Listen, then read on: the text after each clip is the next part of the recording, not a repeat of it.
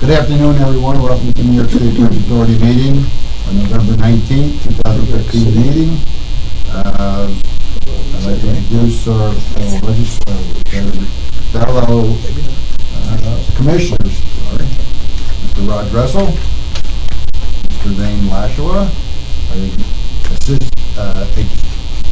Deputy Executive of the Bridge Authority, Eric Sullivan. A tough time today. Oh, we're not. Our Commissioner, Roger Higgins. Why don't we just go around and introduce ourselves?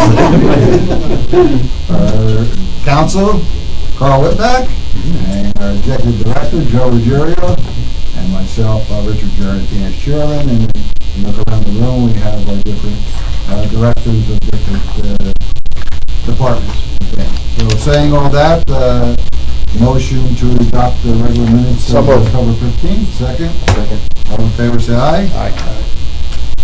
Administration. Approval of Kentucky Public Transportation. Good afternoon. Good afternoon. One item under administration. Last week at the EasyPass Group's Executive Management Committee meeting, the group accepted the application of the Kentucky Public Transportation Infrastructure Authority to be a full member of the EasyPass Group. They're going to be operating 2 bridges sometime in 2016, and they're going to be operating under EasyPass. And so, under the interagency operating agreement, we're asking the board to formally accept KPTIA as a member of the EasyPass Group. And you have a resolution. You have the attached to your memo is the resolution that was passed by the EasyPass Group, and then a resolution for yourselves to approve. Any questions? Yes. Bob, I was wondering, does when they join the group and their bridges operate under EasyPass, if you go to Florida, you drive through states and your EasyPass works or your EasyPass doesn't, is that right? And most of the way it does, I'm pretty sure. Well, Indiana, going to Indiana. Yeah, I mean the EasyPass now, with this addition, now works at 27 tolling authorities across 16 states now. So as far down as Virginia, West Virginia, and now into Kentucky, but not as far as Florida. We're not interoperable with Florida. What's the difference? What's the difference in the technology so that we just get over the hump and just say it works every time? Well, and that's what's being worked on now as a cooperative effort under the direction of the IBTTA. There's a National Interoperability Steering Committee that's looking at the disparate technologies. There's 2 or 3 technologies that have been identified,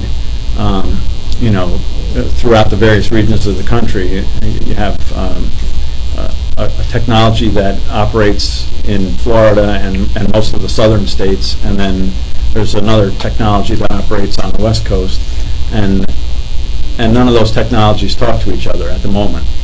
But there are solutions to that, and the National Interoperability Committee is looking at selecting a national standard to which we can all move, selecting one of those 3 technologies, if you will, to be the national technology, so that if you are traveling state to state, you would get a transponder with that particular technology, or each individual tolling agency could keep their local technology for their local customers, but provide that option for an interoperable.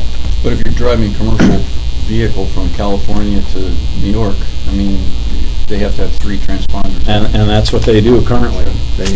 There is a federal mandate that was passed a couple of years ago in the transportation bill that requires national interoperability by April 2016. It's not going to happen, obviously, on time.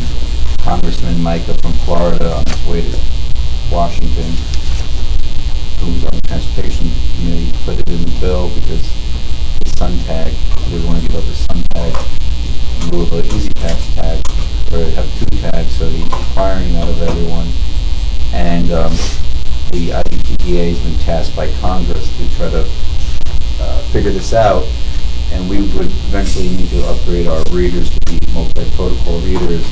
From what I understand, or Bob reported that in the first protocol, which is, like I said, EasyPass 1, obviously it's no-brainer for us. The second protocol isn't working correctly yet, and the third protocol, there is no funding through IBTTA to even begin to explore the third protocol. So we're a long ways away from national interoperability at this point. Where is the EasyPass, where do we stand in EasyPass in relation to other toll organizations in the country? Are we the largest, however you would rate it, whether it's revenue or size, where do we, are we? Yeah, The EasyPass tags, New York and New Jersey are something like 80% of the entire toll industry in the country. Right. In terms of revenue and tags. So we're the dominant Yeah, by far. by far. So it's a matter of letting the rest unfold in the And you would think it would be that simple, but this is Kentucky. a nation based on electoral college, and majority doesn't always rule. It also would be very costly for them to transfer that other technology. So there's a reluctance because of the massive investment already in existing systems. Right. There are a lot of toll agencies around the country who have recently invested all that capital. Some of the toll agencies in the Northeast have had this in place for 20-odd years or more. You can imagine that they're sitting around with a board like this, and all of a sudden, Bob Russo comes and says, we decide to leave EasyPass and go with SunPass, and we say, what, after we invested all this money? Right. Exactly. Well, I think all the agencies,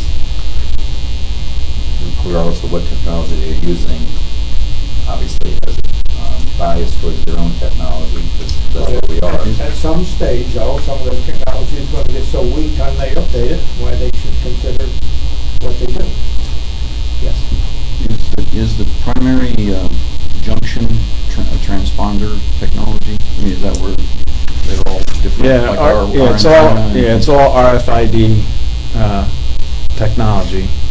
They're all similar, but they have different protocols. Well, Apple and Microsoft talk to each other. And Right. Right. Well, that's and that's Part of it is that's what we're trying looking to create a at. monopoly out in the toll industry for any one vendor. Right now, our vendor is trying to, we're trying to certify with our vendor a multi-protocol reader. In fact, Kentucky, if you look at if you looked at the resolution there, you'd see that there's a provision that they can't become an active full member until their equipment meets the standard, and they intend to install a dual protocol reader. So their local protocol will be something other than the EasyPass protocol. No, I need someone to move it. That's it. Any other discussion? If not, roll call. All in favor, say aye. Aye. Thank you, Bob. Okay, thank you. Next. You're going to send up a bottle of bourbon to us for this, right there. 6 of them. Yeah. Little Jack. Oh, boy. Oh, no, not Jack. Rob, you kindly asked them to do that, please? Thank you. The first thing we have is a resolution for the design of the 9W overpass redecking and raising for 84 in Newburgh. The existing bridge deck is nearing the end of its useful life. It's functionally obsolete with inadequate shoulders, and it's been hit several times from underneath. So we propose having a supplemental agreement with Majeski and Masters for a total cost of $382,329.69 to perform design work to redeck and raise the superstructure. Yes, sir. Are the feds involved? I mean, do we get any supplemental for the interstate? No, we own the bridge, so we don't have any federal aid coming in for that. And 9W itself, does it include the access from 9W for? We're essentially raising the bridge about 1 foot and putting a new concrete deck on it, so it'll. I added pictures. No, it's just enough to get it above so, trucks won't hit it anymore. Jeff, what do you think the construction cost might come in? Approximately. Maybe 15 million. mass constructed confusion down there now, just in what it's gonna be when they start. Well, this will be done under stage construction. So, from what I can see, we probably have 5 lanes of traffic we'll be able to maintain, which is how many lanes that you have there right now. You got 2 lanes heading eastbound and 3 going westbound. And then we'll take a lane at a time and raise it, redeck it, and then do the next one. And so it shouldn't be as big an impact as the existing job. And we are taking a year or so off. Somebody move it first? I'll move. Second. Any other questions? If not, all in favor, say aye. Next. Next, we'd like to continue the acoustic monitoring of the Bear Mountain Bridge.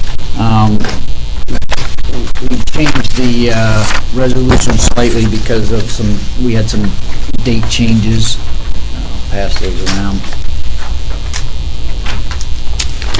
We've been using Pure Technologies since the year 2000 to monitor for wire breaks on the Bear Mountain Bridge.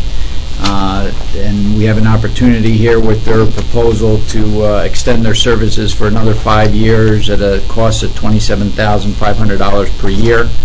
And we'd like to do that.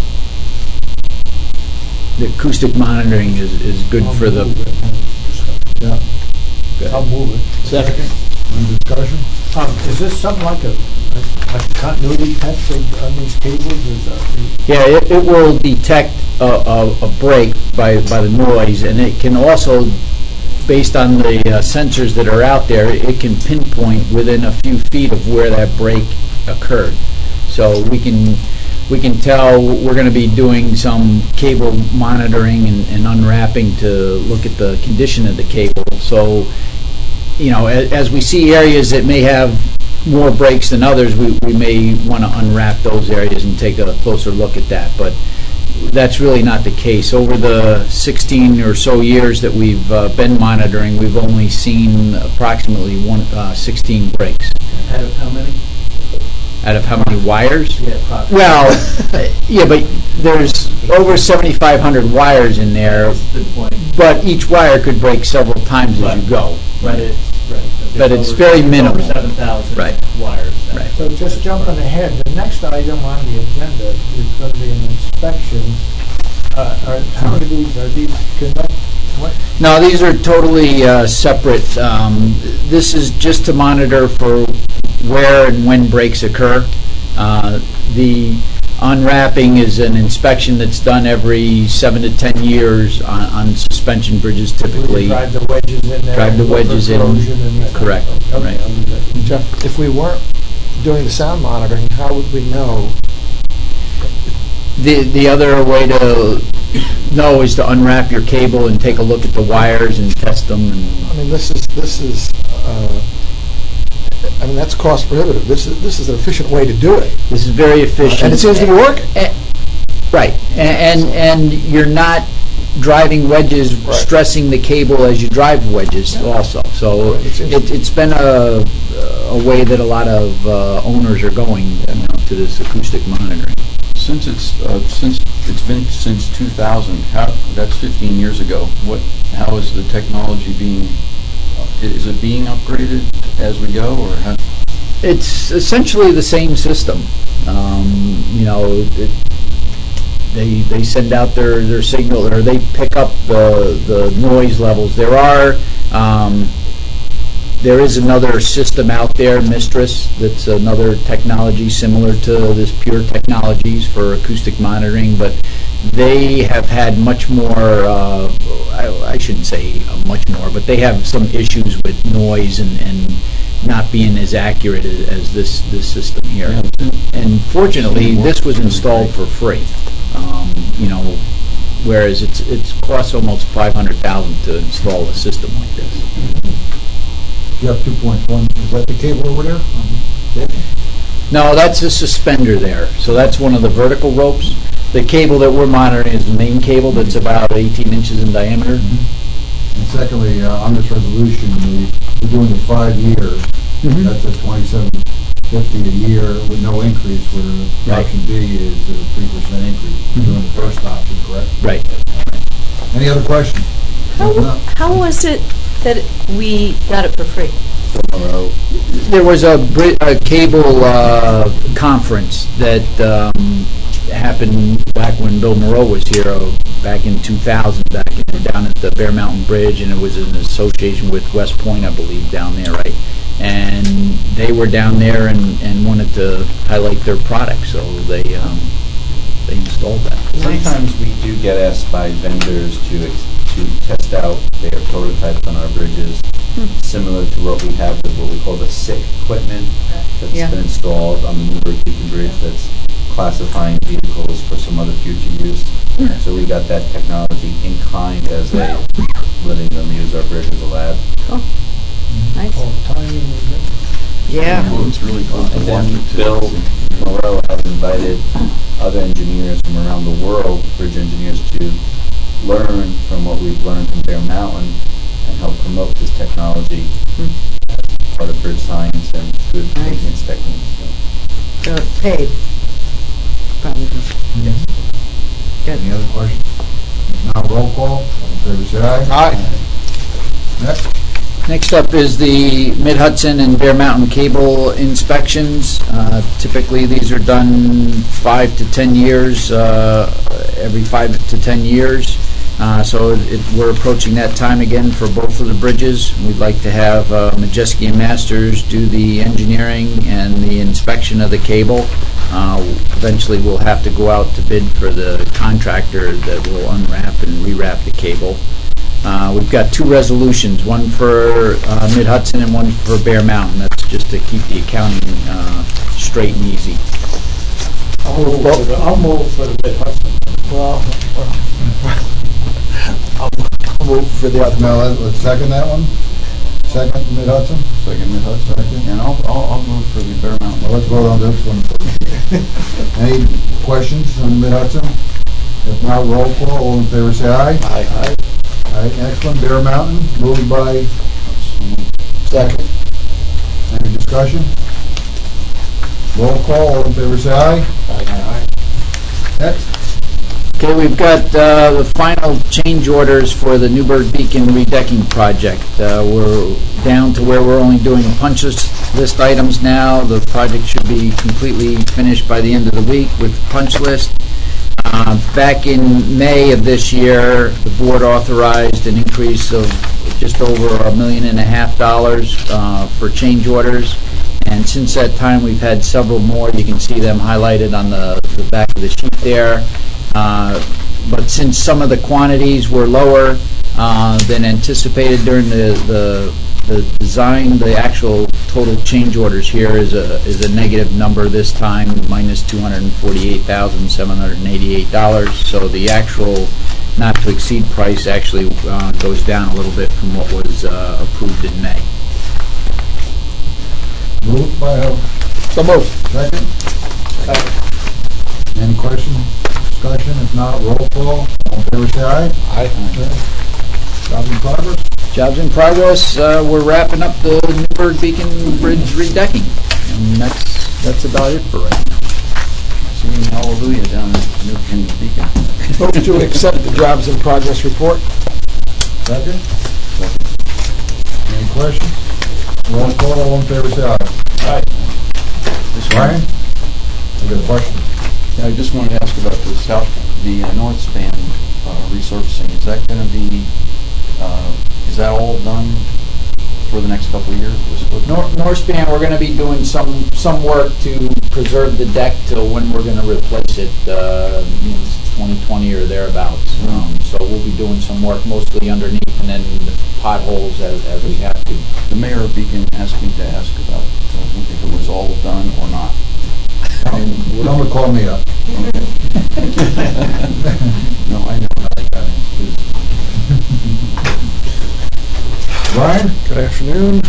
First up is the investment report. There were 6 investments in the month of October. Routine debt service, and as we build out the maintenance or capital improvement program for cash requirements through next year, those investments are reflected in the investment inventory. Investment yield for the month of September remains stable at 0.66%. To accept the Second by who? Second. All in favor, say aye. Aye. Next. Next up, as a participating employer, the Bridge Authority is billed by the State Employees Retirement System for its share of the yearly expense for the future pension benefits of its employees. The cost for fiscal year March 31st, 2016, or year ending March 31st, 2016, is $1,678,527 for the Authority's 170 employees currently active in the system. This is a decrease of $198,459, or 10.6%. This is very good, as since the year 2008, when the market declined so badly, this is really the second year of a decline for us. It was up near 2.1 million, so this is a very welcome relief, if you will. So moved. Just a question on it. It's also because we're keeping our employment at a level that has not been increased, correct? We laid off Joe Romalia last week. And the rest of the board? Need four to operate. All in favor, say aye. Aye. So what's our, what's in our, we've been around 170 on our employees? 162, 162 and 164 for the last 5 years. 4 years. Thing to remember is some of the people on here are part-timers, so we do allow them to enroll in the retirement system. They're entitled to by law. Right. So that's why it's 170. But the whole question is, we're not going out and hiring people. We've been keeping our workforce at a level. We're pretty flat. Right. Relatively stable. In the toll collector area. And all Overall, we kept it very stable. Even with the seasonal workers, we have a set budget number, and we maintain that pretty flat. The only add-on this past year were 10 goats. Other than that, we're pretty flat.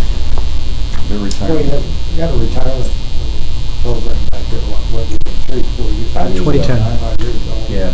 So how long that, we're close. Yeah, we're going to probably in the next 2 years, we're going to see another, I would think, turnover in the class of employees that were hired in the early and mid-'80s. They're going to, I know one's in the room and tells me every day how many days he has left. Yeah, so he's the one smiling. So we're going to have another Everybody's round. smiling, Joe. For all different reasons. All right, did we take a vote on that? If not, all in favor, say aye. Aye. Did we have a motion and a second on the record? Yes, we did, yeah. Next up is the budget and financial plan for 2016 to 2019 as part of Regulation 2, New York Codes, Rules, and Regs, Part 203, the budget and financial plan format, supporting documentation and monitoring for public authorities. The authority's budget and financial plan for 16 to 19, as required by this regulation, is attached to the memo. Includes the plan itself and various other analyses. The documents were provided to the Audit and Finance Committees on the September 17th meeting. Both committees, it was approved as part of the Committee of the Whole. It was recommended for full board approval. As of November 19th, the plan has been available for public inspection and comment at all of our facilities, including the internet. No public comments have been received on the plan itself. At this time, I ask the board to consider approving the resolution to formally adopt the 2016 through 19 plan. So moved. Second. Any other questions? One question. There's and I don't mean to be obtuse about this, but under B, there's a statement that says this will require reduced spending in other areas or a total revenue enhancement. It's wait, that's what I'm. D. D says provide an assessment of budgeting risks. In which paragraph under D? It's the second one at the end, but it was about these costs, currently $2.4 million a year, will ultimately need to be funded, and that... This relates to GASB 45. Okay, GASB 45 indicating that at some point, if we choose to go or we're required to go, which I believe currently we're obligated or we're required under state law not to fund them, if we choose to fund the actuarially computed liability, we would have to find the money to do so. Okay, which is substantial. Currently, we pay them on an ongoing basis, so all of the current year's costs we pay, but we're still required under GASB to have that liability computed and leave it on our books. In addition, for this year, GASB 68 does something similar for pensions. So the component or the portion of the New York State local retirement system that is not funded, okay, I think it's like 11 or 12% if I remember correctly, we have to do the same thing. We have to leave it on our balance sheet. So the same rules would apply. If we were forced to go and fund that in the current year, we would have to find the money for it. Right, and we talked about this during budget time with the numbers that actually came out this year showed net credit to the pension fund on paper versus the actual payment that you do in cash, right? Right, that is correct. Thank you. Very good. Any other questions? Not on the motion? On the Move. It's already We moved, got a right? second, right? Yeah, moved and second, yes. All in favor, say aye. Aye. Hey, Brian, one other thing on the resolution that had financial impact. We put on the bottom what the actual financial impact would be. If it's only monies that the group authority's paying, if we get any kind of revenue into offset it, break it down that way so that we can see most of it is, our monies. It's all our money. We're never going to get any revenue? From whom? State, federal? And from Ulster County, sure. Well, we don't get any revenue, folks. If you notice, on a project basis, occasionally we do have federal funds that give us certain reimbursements, and you'll notice within the plan we have a separate line item in the revenue category that identifies those. For the coming year, we have nothing. For this year, I believe we had about $75,000. It's really insignificant in the context of the $30 million budget. For the most part, everything all comes out total. And those federal funds are not highway transportation funding. They tend to be grant funding primarily through Homeland Security for Cameras and stuff like that. cameras and security operations. Let's do the other thing then. If we do get any funding, just put on the bottom what that funding comes from. No, we absolutely will, and I believe in the past what we've always done is we've taken on a project that did have federal funding. It was disclosed at the time when we asked the board's approval to proceed with the project. And then if you remember with federal funding, we have to do separate audits related to that federal spending and showing we actually did what we said we were going to do. The only other non-toll revenue we receive, besides some minor interest and things like that, is the funding for the dark fiber program, some funding from the advertising that goes into just general revenue, which isn't really targeted for any particular spending, it just helps the bottom line. Next one? Last up, the quarterly operations report for the 9 months ending Q3 2015. Effectively, traffic is up 2.07%, revenue's up 2.09%. That's helpful.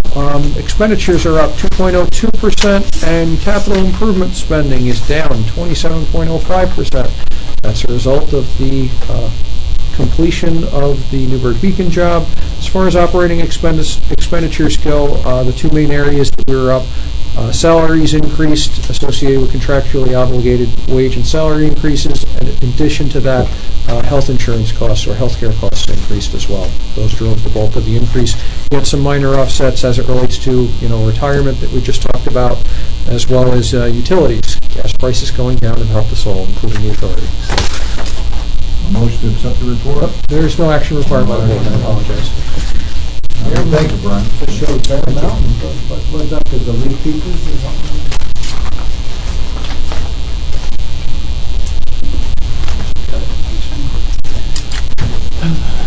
Wayne, Afternoon. how are you? Fine, yourself? Good, thanks. I have one item. That's our invoice from the Freeway Authority for our third quarter 2015 Easy Pass expenses in the amount of $1,059,606.09 for your consideration. Our Easy Pass numbers continue to creep up. Move to pay the throughway. Second. Any discussion? If not, all in favor, say aye. Aye. Thank you. Thank you, Wayne. Yep. Mr. Ruggiero. You have my monthly expense report, and I don't go anywhere if there's no expenses.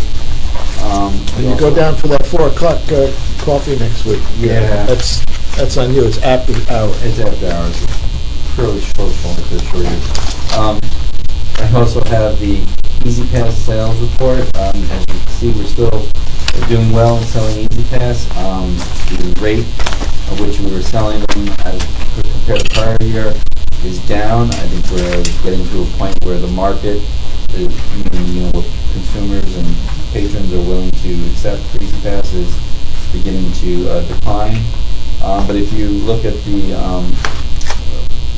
just for the board's information, since 2010, we have increased the market share of Easy Pass from the low 60s to the low 70% of our transactions, which is a substantial increase in moving the market share. And you have a copy of the traffic and revenue analysis report. Year to date, we are about $951,000 more in receipts than we were in prior year, which is a sign of increased traffic on our facilities. I think Mr. Bishop's comments about the lower gas prices have come to help us from the expense side as well as the revenue side. So things are looking good, and we're on target to meet our revenue budget this year. Any questions? No. Any old business? New business? If not, we're going to go into the client, or attorney-client privilege. Do we know what? Adjourn then? We're going to move to adjourn. No action taken, so we won't come back to the session. So Ron, if you kindly put the motion to adjourn. Move we adjourn? Second. All in favor? Say aye. I just need the commissioners and the attorney. Thank you. Our next meeting is December 17th, 2015 at 3 o'clock. Thank you.